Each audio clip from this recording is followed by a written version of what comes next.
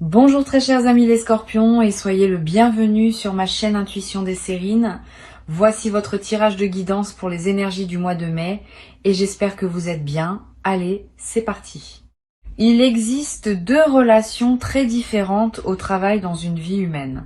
La première est une relation de nécessité, où l'on travaille parce qu'on doit travailler, parce que les contraintes matérielles ne laissent pas le choix. La deuxième est une relation de choix, où l'on s'engage dans une activité parce qu'on l'aime véritablement, parce qu'elle correspond à ce que l'on est, parce qu'on aurait choisi de la faire même si rien ne nous y obligeait. La grande majorité des personnes vivent dans la première relation, en rêvant parfois de la seconde sans savoir comment y accéder. Ce qui s'apprête à se manifester pour toi appartient précisément à ce passage de la première à la seconde, et c'est ce passage qui constitue la vraie libération que le titre évoque. Je veux clarifier dès le départ une chose importante. Le titre suggère que tu ne travailleras peu, être plus jamais, mais ce n'est pas exactement ce qui se prépare. Ce qui se prépare est plus subtil et plus précieux. Ce n'est pas la fin du travail, c'est la fin de l'obligation de travailler comme tu le faisais. C'est la possibilité, pour la première fois être de te poser cette question simple mais transformatrice. Si je n'avais plus à travailler par nécessité, qu'est-ce que je voudrais faire vraiment de mes journées? Cette question, qui paraît modeste, est en réalité l'une des plus puissantes qu'on puisse se poser, parce qu'elle révèle qui on est au-delà des contraintes qui nous ont façonnés. Avant d'entrer dans le détail de ce qui se prépare, je veux poser une distinction qui va éclairer toute la suite. Le travail comme nécessité épuise. Le travail comme choix nourrit. C'est pas la quantité d'efforts qui fait la différence. On peut travailler beaucoup tout en se sentant libre parce qu'on aime ce qu'on fait. On peut travailler peu tout en se sentant épuisé parce que le peu qu'on fait n'a pas de sens pour soi. La transformation qui s'apprête à se vivre pour toi concerne moins la quantité d'activité que sa qualité. Tu vas continuer à être actif, mais d'une manière complètement différente. Ou tu vas réduire significativement ton activité parce que tu n'auras plus besoin de la maintenir au même niveau pour des raisons matérielles. Quel que soit le scénario précis qui se déploie, la transformation est la même. Ta relation au travail va changer en profondeur. Je voudrais te parler du mécanisme par lequel cette transformation va se produire. Il y a plusieurs voies possibles et la voie qui s'applique à toi va se révéler progressivement. Cela peut être un changement matériel concret qui modifie tes besoins financiers. Cela peut être une opportunité qui te permet de basculer vers une activité qui te correspond vraiment. Cela peut être une compréhension intérieure qui te fait réaliser que ce que tu pensais être nécessaire ne l'était pas vraiment et qui libère ton choix. Cela peut être une combinaison de plusieurs de ces voies. Reste donc ouvert à toutes les formes possibles. Ce qui est certain, c'est que la transformation va se produire. La forme exacte qu'elle prendra se révélera dans les semaines à venir. Ici, sur Intuition des Sirènes, je veux te transmettre une compréhension qui peut t'aider à reconnaître ce qui se prépare. Les transformations de la relation au travail s'annoncent souvent par une sensation particulière qui apparaît dans les semaines qui précèdent. Cette sensation, c'est une fatigue nouvelle de ce que tu faisais avant, mêlée à un appel inexpliqué vers autre chose. Pas une fatigue ordinaire qui passerait avec un peu de repos. Une fatigue plus profonde, qui dit que ton système global a fini avec une certaine manière de fonctionner. Si tu ressens cela ces derniers temps, ne t'inquiète pas. Ce n'est pas un symptôme à traiter. C'est un signal qui dit que le moment du changement approche.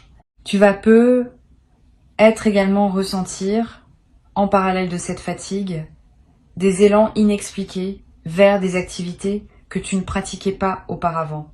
Une envie d'écrire qui surgit. Une attraction pour un domaine que tu connaissais à peine, une curiosité pour des compétences que tu n'avais pas l'habitude de cultiver. Ces élans ne sont pas des caprices. Ils sont les premiers signaux d'une réorientation qui se prépare en profondeur. Suis-les sans les forcer. Ils te conduisent vers ce qui te correspondra dans la nouvelle phase qui s'ouvre. Je veux te parler de la qualité spécifique de la liberté qui s'apprête à se manifester. Cette liberté n'est pas l'absence d'engagement. Elle est au contraire la possibilité d'un engagement plus profond, parce que choisi. Beaucoup de personnes confondent la liberté avec la possibilité de ne rien faire. Ce n'est pas cela. La vraie liberté, c'est de pouvoir s'engager pleinement dans ce qu'on a vraiment choisi, sans plus avoir à s'engager dans ce qu'on n'a pas choisi. Cette nuance est essentielle. La transformation qui s'approche ne va pas te livrer à une vacance permanente. Elle va te permettre d'investir ton énergie dans ce qui correspond réellement à qui tu es et qui produira des résultats infiniment plus riches que les résultats produits sous contrainte. Tu vas ressentir, dans la phase de transition, une certaine désorientation. Pendant des années, ta vie était structurée par les obligations du travail. Tes journées étaient organisées autour de lui. Ton identité était partiellement définie par lui. Quand cette structure se modifie, il faut un certain temps pour reconfigurer. Cette désorientation passagère est normale. Ne la prends pas pour un signe que quelque chose ne va pas.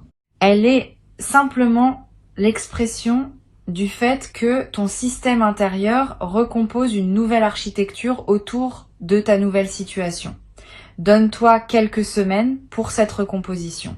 Et accepte que pendant cette période, tu ne saches peut-être pas exactement ce que tu veux faire. La clarté viendra, mais elle a besoin d'un peu de temps pour s'installer. Sur Intuition des Sirènes, je tiens à préciser que la liberté financière qui peut accompagner cette transformation, si elle se manifeste, ne va pas résoudre toutes les questions existentielles. C'est une nuance importante. La sécurité matérielle libère du temps et de l'énergie pour aborder les questions plus profondes, mais ne les résout pas par elle-même. Les questions sur le sens de ta vie, sur ce que tu veux laisser derrière toi, sur ce qui te tient vraiment à cœur, vont continuer à se poser. Et c'est précisément la liberté nouvellement acquise qui te donnera l'espace pour les habiter pleinement. Sois prêt à ce travail intérieur qui va devenir plus accessible. Il est l'une des dimensions les plus précieuses de la nouvelle phase qui s'ouvre. Je voudrais te parler maintenant de quelque chose de subtil. La libération financière, quand elle survient, modifie souvent les relations sociales d'une personne. Certaines personnes autour de toi vont se réjouir avec toi.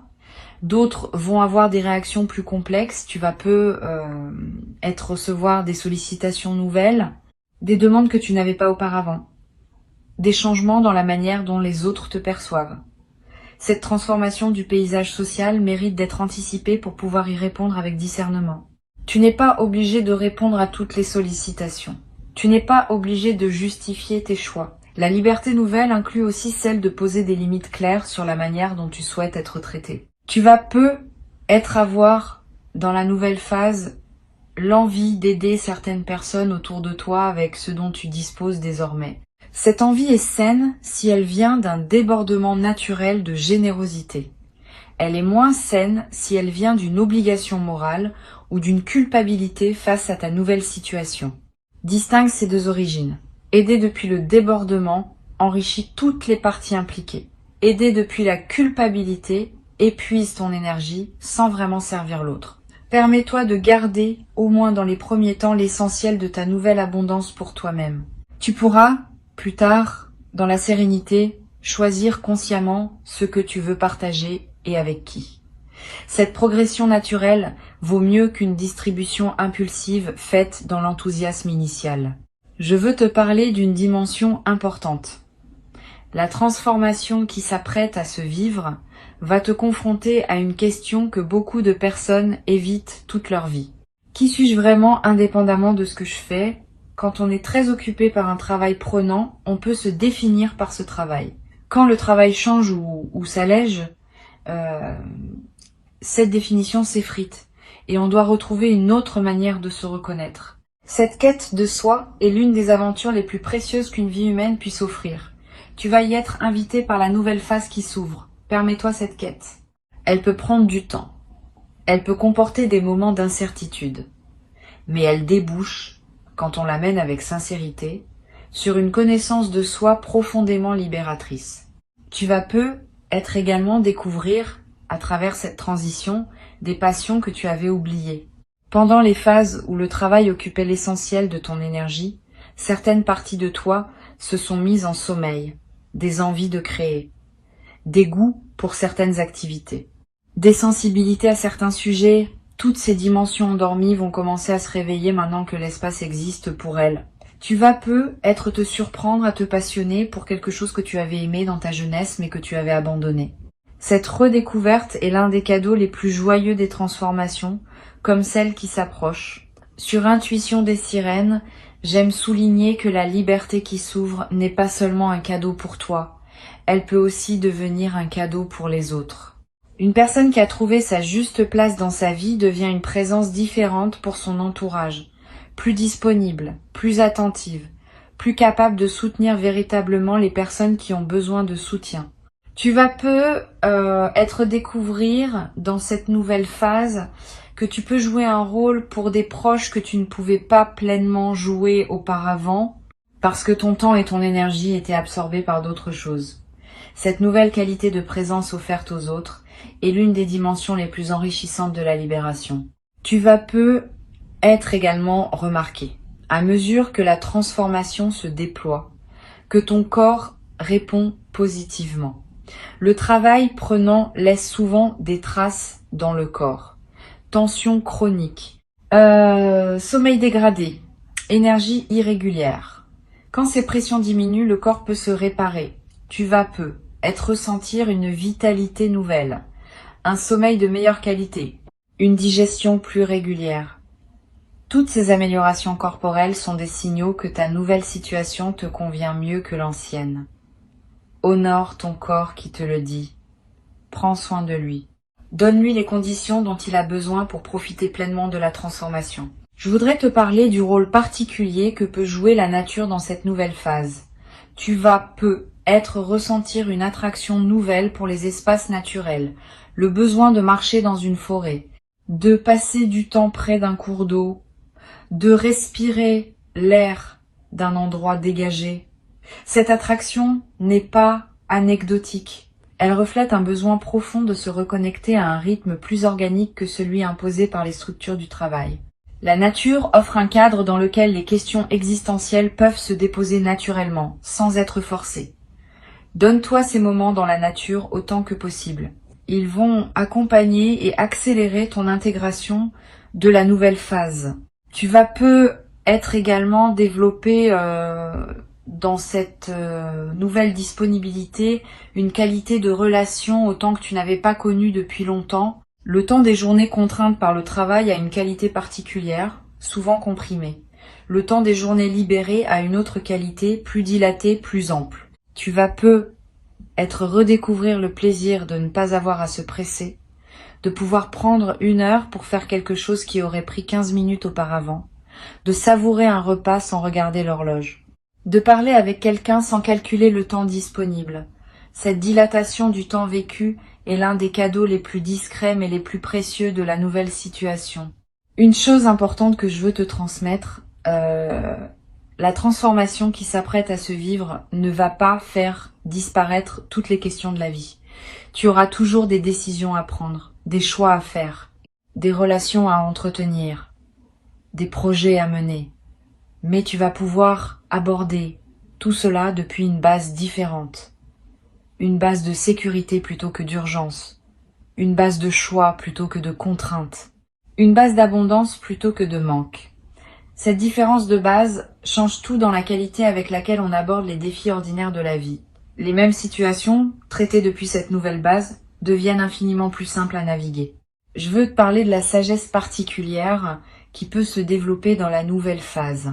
Quand on n'est plus pris dans la course, on a le temps d'observer ce qui se passe en soi, d'observer ce qui se passe autour de soi, d'observer les dynamiques humaines avec un recul qui n'était pas accessible quand on était soi-même immergé dans une routine prenante.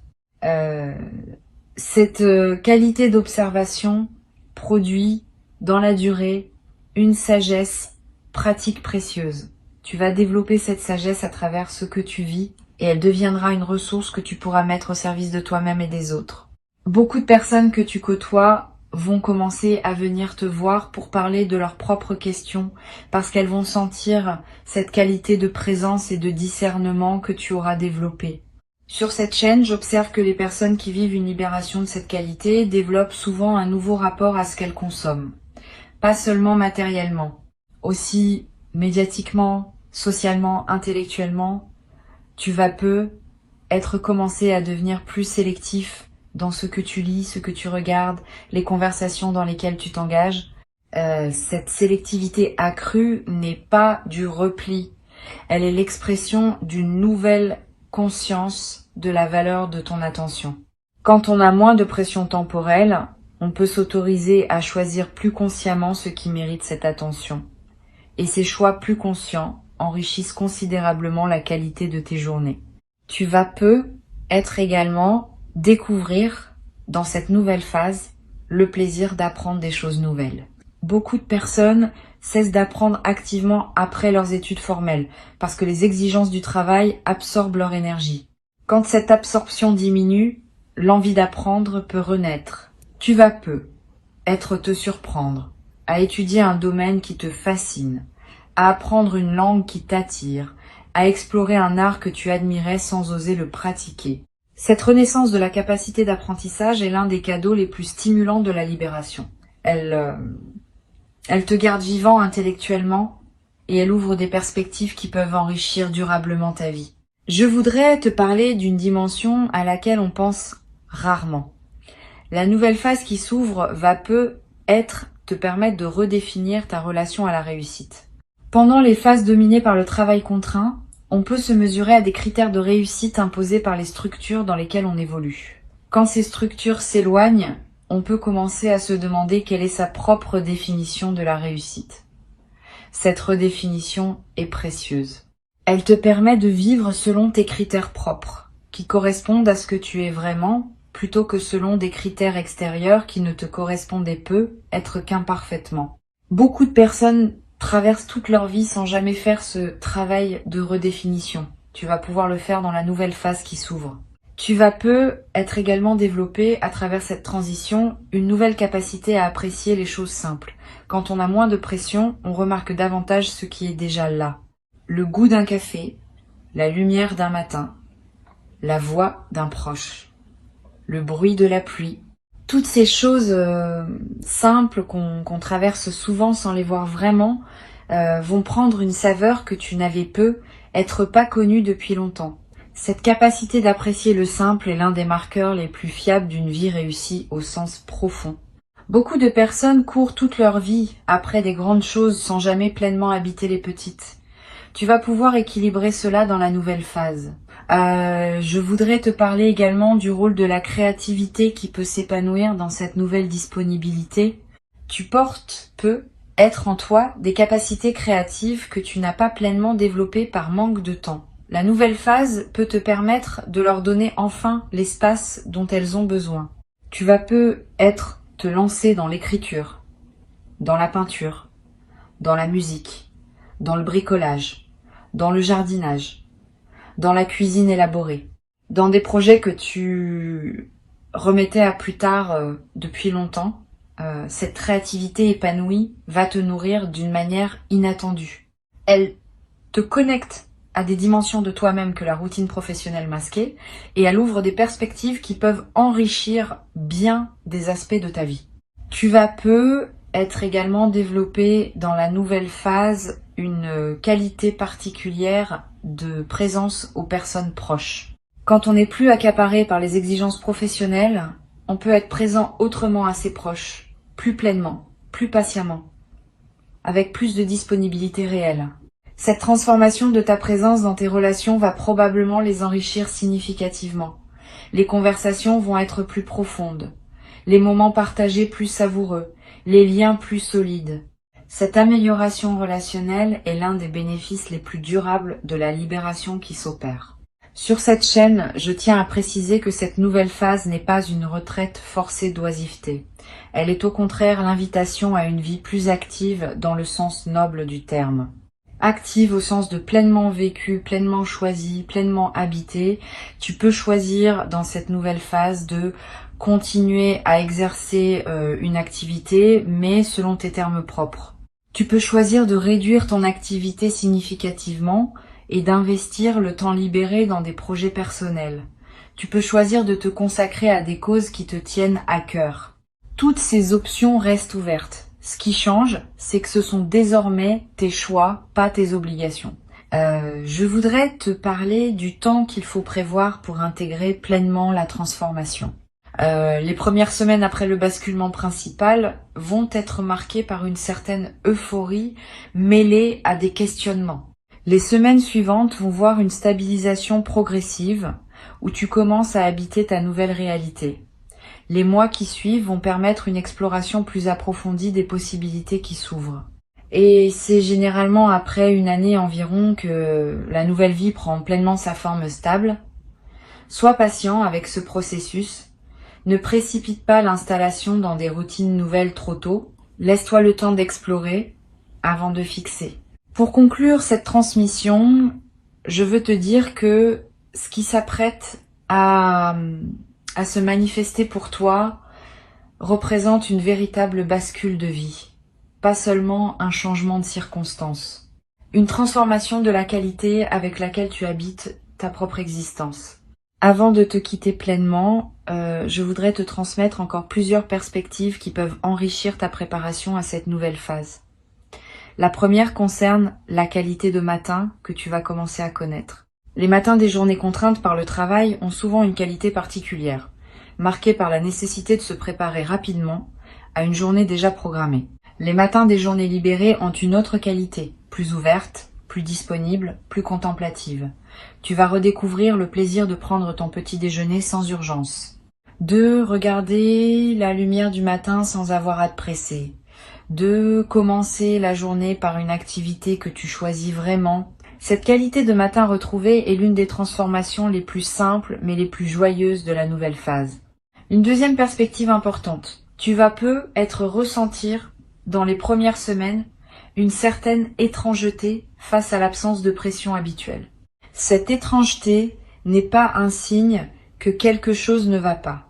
Elle reflète simplement le fait que ton système nerveux, habitué à fonctionner sous une certaine tension, doit s'ajuster à une nouvelle norme. Ne te précipite pas pour réintroduire de la pression artificielle dans tes journées. Permets à ton système de découvrir comment fonctionner sans cette tension. Au début, cela peut être déroutant. Avec le temps, cela devient naturel et même délicieux. Donne-toi quelques semaines pour cette adaptation. Tu vas peut-être également découvrir, dans cette nouvelle disponibilité, le plaisir de la lenteur choisie. Pas la lenteur subie qui frustre, la lenteur choisie qui savoure. Pouvoir lire un livre lentement, en s'arrêtant quand un passage le mérite. Pouvoir préparer un repas en prenant le temps. Pouvoir avoir une conversation sans regarder l'horloge. Toutes ces lenteurs choisies vont enrichir tes journées d'une manière que la rapidité contrainte ne pouvait pas permettre. Cette redécouverte du plaisir de la lenteur est l'un des cadeaux les plus subtils mais les plus profonds de la libération qui s'opère. Je voudrais te parler aussi du rôle que peut jouer le voyage dans cette nouvelle phase. Avec moins de contraintes professionnelles, tu vas peut-être pouvoir te permettre de voyager différemment. Pas nécessairement plus loin ou plus cher, mais avec une qualité différente. Pouvoir partir plus longtemps quand tu pars, pouvoir explorer un endroit sans calculer ton retour, pouvoir prolonger un séjour parce qu'il te plaît particulièrement.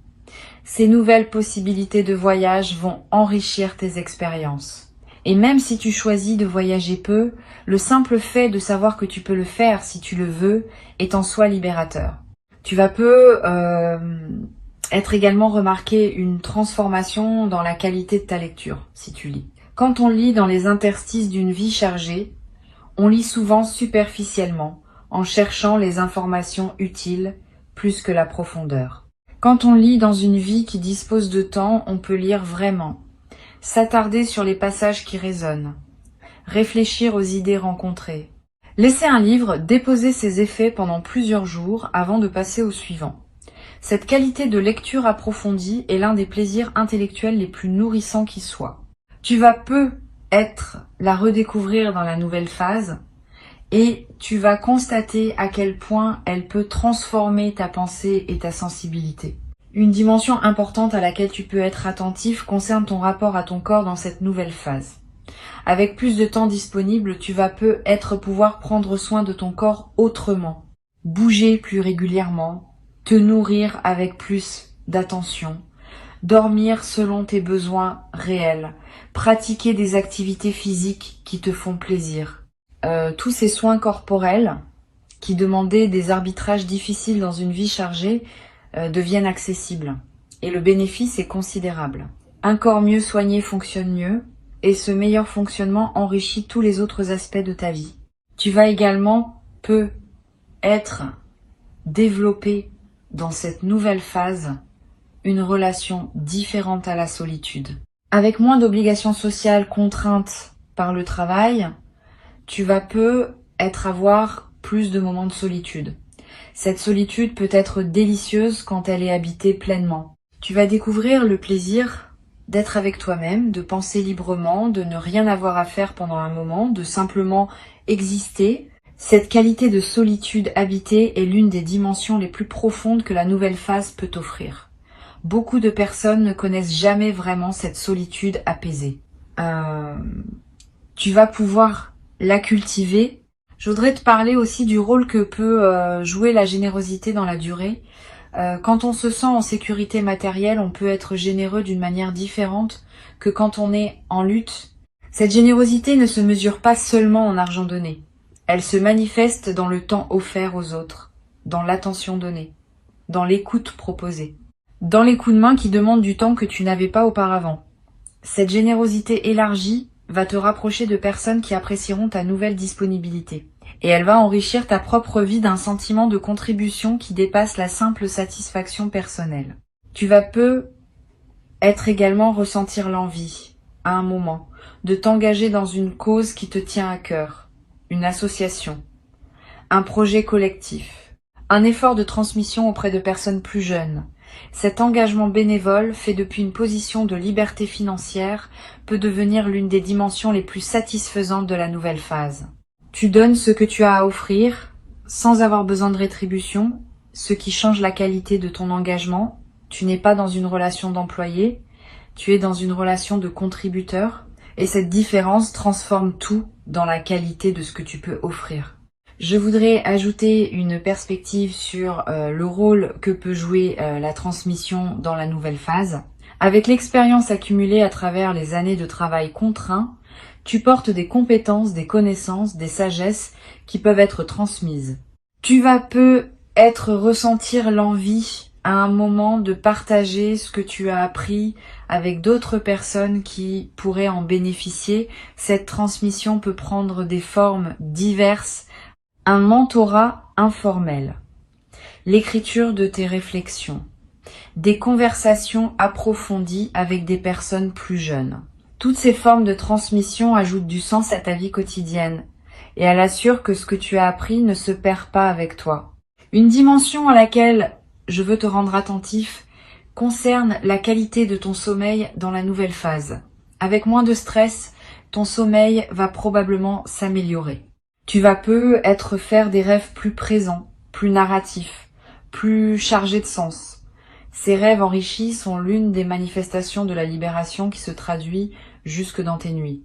Note les rêves marquants si tu peux. Ils contiennent souvent des indications subtiles sur la manière dont ta psyché s'épanouit dans cette nouvelle disponibilité. Et certains de ces rêves peuvent devenir des sources d'inspiration pour des projets ou des décisions que tu poseras dans tes journées. Tu vas être également développé dans cette nouvelle phase un nouveau rapport à ce qu'on appelle l'ennui. Beaucoup de personnes craignent l'ennui qui pourrait surgir quand les obligations diminuent. Cette crainte est compréhensible mais souvent infondée. L'ennui apprivoisé, qui consiste simplement à être avec soi-même sans agitation, peut devenir l'une des expériences les plus créatives qui soient. C'est dans ces moments d'apparente vacuité que les idées les plus intéressantes émergent souvent. C'est dans ces moments de tranquillité non remplie que les intuitions les plus précieuses arrivent. Apprends à apprivoiser ces moments. Ne te précipite pas pour les remplir d'activités. Habite-les, et tu vas découvrir qu'ils contiennent une fertilité que la vie surchargée ne pouvait pas révéler. Une autre perspective importante. Tu vas avoir dans la nouvelle phase l'envie d'organiser ton espace de vie différemment. de le rendre plus à l'image de qui tu deviens, de réorganiser certaines pièces, de te débarrasser de choses qui correspondaient à ta vie d'avant, d'introduire des éléments nouveaux qui te ressemblent davantage. Suis cette envie de réorganisation. Ton environnement physique reflète et influence ton environnement intérieur. Quand l'intérieur change, l'extérieur veut s'ajuster. Et quand l'extérieur s'ajuste, il renforce à son tour le changement intérieur. Cette boucle créative entre ton espace de vie et ta nouvelle disposition peut devenir une source de joie continue dans les semaines et les mois qui viennent. Tu vas peu être également développé dans cette nouvelle phase une qualité d'humour plus légère. Quand on n'est plus pris dans la course quotidienne, on peut sourire de choses qu'on n'avait pas le temps de remarquer auparavant. Cette qualité d'humour léger, sans cynisme, est l'une des manifestations les plus douces des libérations véritables. Elle te rend plus agréable à côtoyer pour les autres et plus joyeux pour toi-même dans tes propres journées. Tu vas peu être te surprendre à rire plus souvent, sans raison particulière, simplement parce que la vie te paraîtra parfois savoureusement étonnante dans ces détails que tu prends désormais le temps de remarquer. Cette transformation est précieuse et mérite d'être pleinement honorée. Tu as travaillé, à ta manière, pour en arriver là. Les efforts que tu as fournis, les choix que tu as posés, les patiences que tu as cultivées, les difficultés que tu as traversées, ont tous contribué à rendre possible ce qui s'apprête à se vivre. Reçois donc avec dignité et joie ce qui se présente. Tu en es le destinataire légitime. Et cette nouvelle phase qui s'ouvre te permettra non seulement de profiter pleinement de ce que tu as construit, mais aussi de continuer à grandir vers une version encore plus juste de toi-même. Bienvenue dans cette nouvelle vie qui commence maintenant pour toi, dans toute la richesse de ses possibles, dans toute la liberté de ses choix, dans toute la beauté de ce qui s'ouvre quand l'horizon cesse d'être limité par les contraintes anciennes.